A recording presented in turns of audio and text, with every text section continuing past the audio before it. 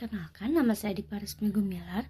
Saya berasal dari program studi bimbingan dan konseling dengan NIM 230100153 dengan mata kuliah bimbingan dan konseling berbasis nilai-nilai budaya Sunda. Di sini saya akan memaparkan sedikit materi tentang penggunaan bahasa Sunda yang halus dan kasar dalam sesi konseling. Pada video kali ini, kita akan membahas bagaimana cara penggunaan bahasa Sunda baik halus maupun kasar dalam sesi konseling. Topik ini juga penting karena ternyata bahasa juga bukan hanya sebagai alat komunikasi, tetapi juga jembatan emosional antara klien dan konselor. Pemilihan bahasa yang tepat dapat menentukan keberhasilan proses konseling loh. Oke, untuk yang pertama kita akan bahas latar belakang. Latar belakang yang pertama itu adalah bahasa merupakan alat utama dalam proses konseling. Yang kedua, pemilihan bahasa yang tepat akan memengaruhi kenyamanan dan keterbukaan klien loh.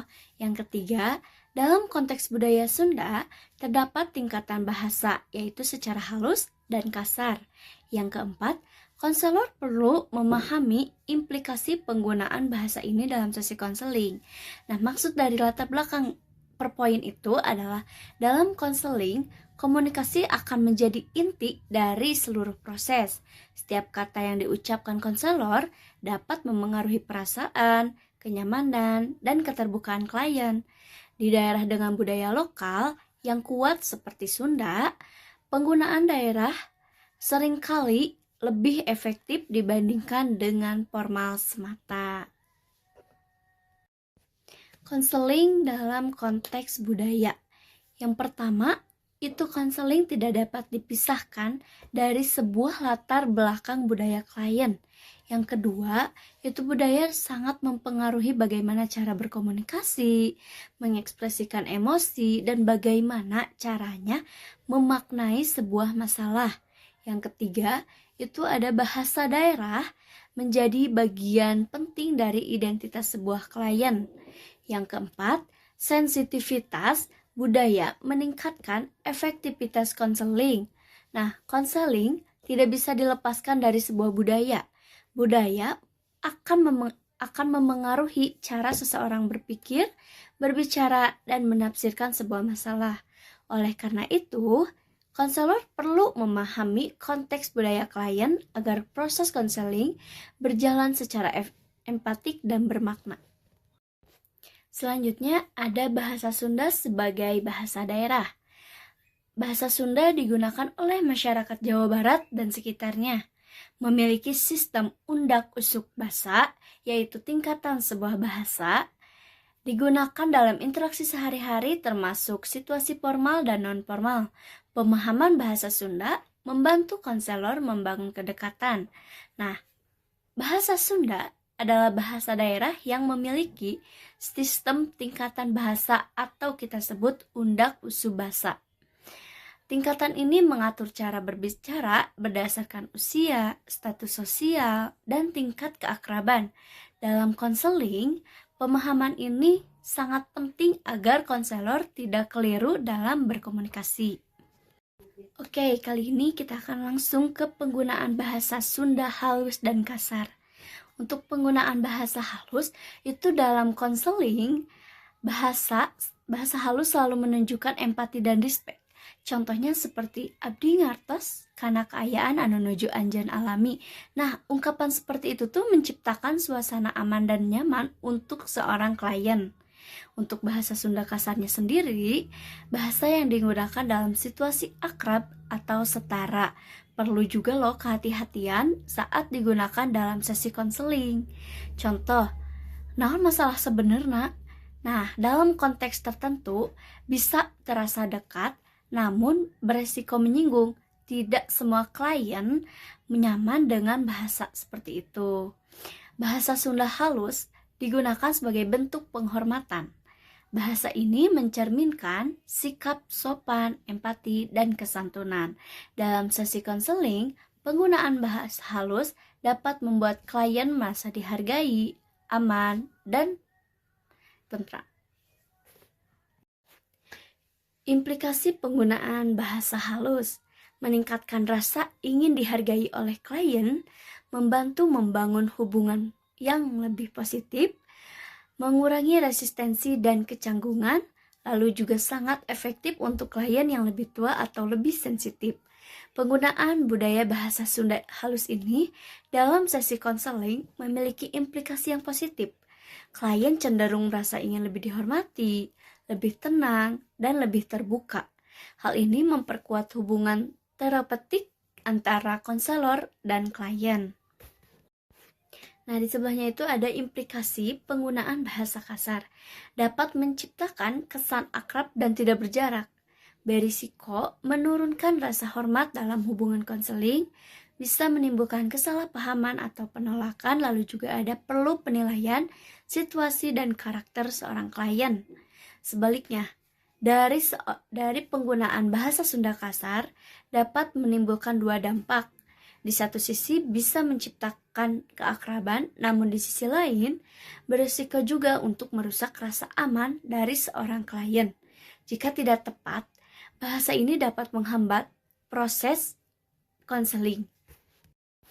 Nah, selama sesi konseling ini pasti akan ada hambatan-hambatannya seperti tantangan lah dalam sebuah sesi konseling. Nah, berikut ini adalah tantangan bagi konselor.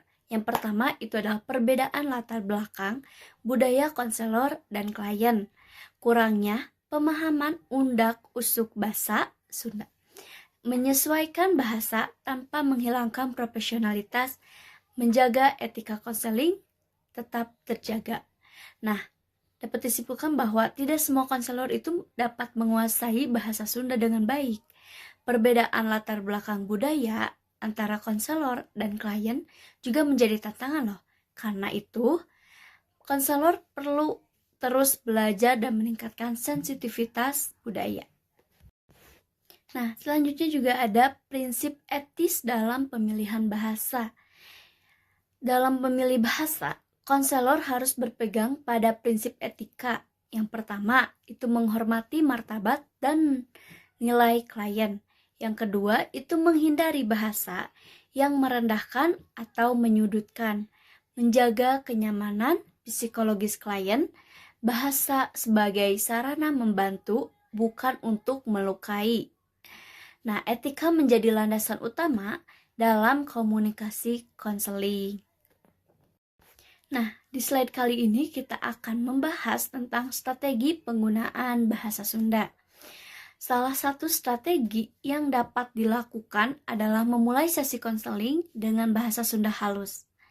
Mengawali sesi dengan bahasa Sunda halus, mengamati respon verbal dan non-verbal klien, menyesuaikan tingkat bahasa secara fleksibel, mengonfirmasi kenyamanan klien dalam berbahasa. Nah, konselor juga perlu loh memperhatikan respon klien dan menyesuaikan gaya bahasa secara fleksibel sesuai kebutuhan klien. Oke, di slide kali ini kita akan memaparkan sedikit tentang penyesuaian bahasa dengan karakter klien. Setiap klien memiliki karakter yang berbeda. Pertama itu klien remaja, bahasa lebih santai namun tetap sopan. Yang kedua itu klien dewasa atau lanjut usia, bahasa Sunda halus lebih dianjurkan. Nah, dari kedua itu kita akan mengetahui kalau klien remaja itu mungkin akan lebih nyaman dengan bahasa yang santai. Sementara klien dewasa atau lansia cenderung merasa lebih dihargai dengan bahasa halus. Lalu ada fokus utama tetap pada kenyamanan klien, yaitu penyesuaian ini penting agar konseling lebih efektif. Nah, tentu dari penggunaan budaya bahasa Sunda ini dalam sesi konseling akan memiliki dampak positifnya. Itu adalah yang pertama, meningkatkan keterbukaan klien. Yang kedua, memperkuat hubungan terapeutik. Yang ketiga, membantu konselor memahami masalah lebih mendalam. Yang keempat, proses konseling menjadi lebih efektif. Nah, jika bahasa digunakan secara tepat, yaitu bahasa Sunda halus, proses konseling akan berjalan lebih efektif, klien akan menjadi lebih terbuka, hubungan konseling akan semakin kuat, dan pemahaman terhadap masalah klien menjadi lebih mendalam. Nah, selanjutnya itu ada peran konselor multikultural. Yang pertama yaitu memahami latar belakang budaya dan bahasa klien. Yang kedua, mengembangkan kompetensi komunikasi lintas budaya. Yang ketiga, menghargai kebersamaan bahasa daerah. Yang keempat, menjadi fasilitator yang sensitif budaya. Nah, konselor multikultural ini dituntut untuk memahami keberagaman budaya dan bahasa. Dengan kemampuan ini, konselor dapat memberikan layanan yang lebih inklusif, empatik, dan profesional. Nah, untuk di slide kali ini ada beberapa poin yang telah saya ambil. Yang pertama itu ada bahasa Sunda halus dan kasar memiliki implikasi yang berbeda dalam sebuah sesi konseling ini. Yang kedua itu ada pemilihan bahasa yang tepat untuk meningkatkan sebuah efektivitas dalam sesi konseling. Yang ketiga, bahasa halus akan lebih aman dan etis untuk digunakan untuk remaja ataupun lanjut usia ini. Yang keempat, strategi fleksibel diperlukan sesuai dengan karakter klien. Nah, penggunaan bahasa Sunda, baik halus maupun kasar, memiliki implikasi besar dalam sesi konseling. Bahasa halus lebih aman dan dianjurkan, sementara bahasa kasar perlu kehati-hatian. Pemilihan bahasa yang tepat dapat meningkatkan keberhasilan sebuah sesi konseling. Sebagai penutup untuk materi kali ini, dapat disimpulkan bahwa bahasa sebagai kunci dalam membangun sebuah hubungan konseling antara konselor dan klien. Dengan sensitivitas budaya dan pemilihan bahasa yang tepat, konselor dapat membantu klien secara lebih efektif. Baik, mungkin itu saja yang bisa saya jelaskan. Semoga dapat membantu dalam penggunaan bahasa Sunda halus dan kasar dalam sesi konseling. Terima kasih telah menyimak. Wassalamualaikum warahmatullahi wabarakatuh.